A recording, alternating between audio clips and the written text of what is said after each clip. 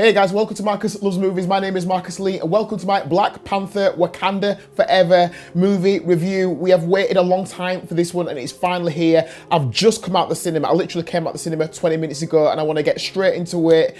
It's going to be emotional. I'll give you a quick plot outline, then we'll talk about the film.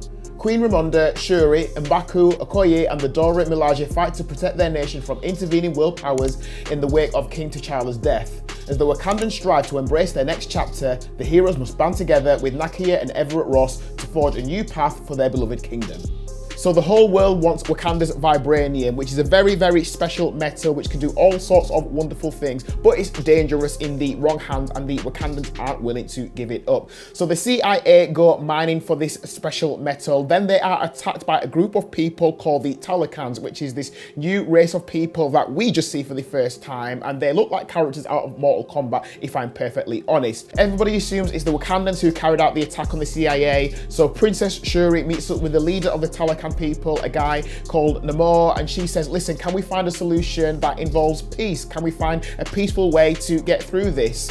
Nyong'o is very much like, no, listen, we've got to fight and you are either with me or against me. If you're not on my side, then you're against me. So what happens next? Violence ensues and the Talokan people attack the Wakandans. I actually thought this was a really good, well-crafted script, and I've got to give credit to Ryan Coogler for finding a way to move forward with this story and these characters. I mean, how do you deal with this loss? We're all still dealing with this loss of Chadwick Boseman.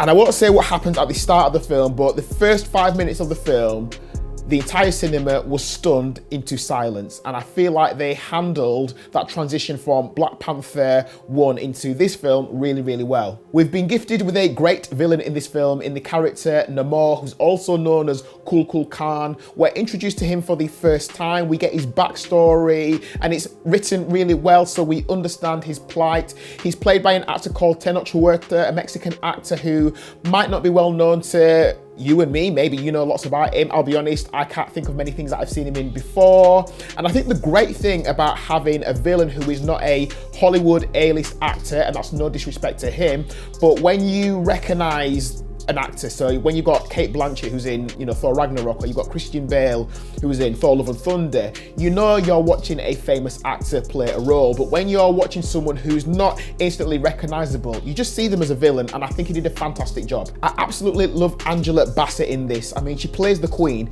but everything about her just says Queen, Queen, Queen. She is strong, she is stable, she's grieving for the loss of her son, but as a performance, Angela Bassett is absolutely wonderful in this. I mean, she's not going to win an Oscar, but I just thought she was brilliant. There's some great humor in the film. There was one line that had me chuckling for a while where a character compares the standard of education at an American university to that of a Wakandan village school, and they say it's on par. Had me laughing for a little while. I feel like the film is a mature MCU film. It's a 12A, so obviously as an adult you can take your young kids, but I think a lot of the story might go over the heads of some of the younger viewers. But for us adults, I think it's a great film. It's a mature MCU production. It does have its flaws though. I do have criticisms. The first one being, I don't think this will have the same cultural impact that the first film had. I mean, the first film was iconic. It was absolutely brilliant. It was a game changer.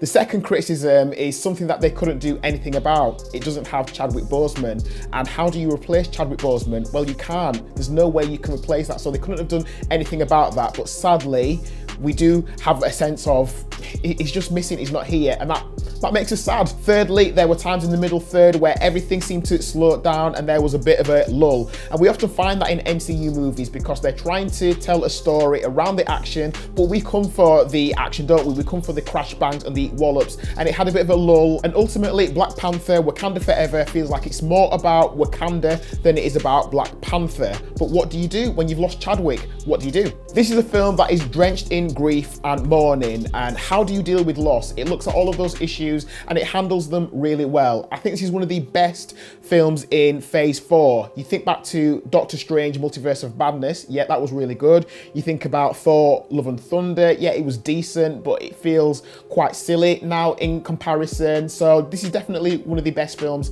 in Phase 4, and I think it was a really good tribute as well to Chadwick Boseman. So afterwards, when I left the cinema and I think about how I feel about the film, yeah, it was good. I just left feeling sad. I feel like I need to go watch Family Guy now. So yeah, it was a really, really good film. Not perfect by any means, and I'll probably watch this again. I just need a few weeks to take it all in, deal with it, and then I'll go back and watch it again, because it deserves a second watch. So my official Marcus Loves Movies rating for Black Panther Wakanda Forever is, mini drum roll, 4 stars. I went to watch this as early in the day as possible to avoid spoilers, and I'm sure if I went to a cinema screening where it was busy, there would have been tears in the auditorium. It's that kind of movie. It was heavy, it was deep, it was emotional. So that's what I think about the movie. I would love to know what you thought about Black Panther Wakanda Forever. Did it move you to tears? Were you moved? Or did you think it wasn't anything special?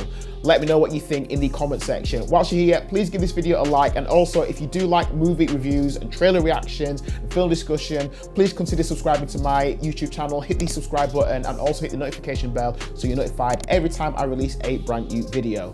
Thank you for watching my movie review of Black Panther Wakanda Forever. Please stay tuned for the next video that I release, and I'll catch up with you again soon. So until then, take care of yourselves and thanks for watching.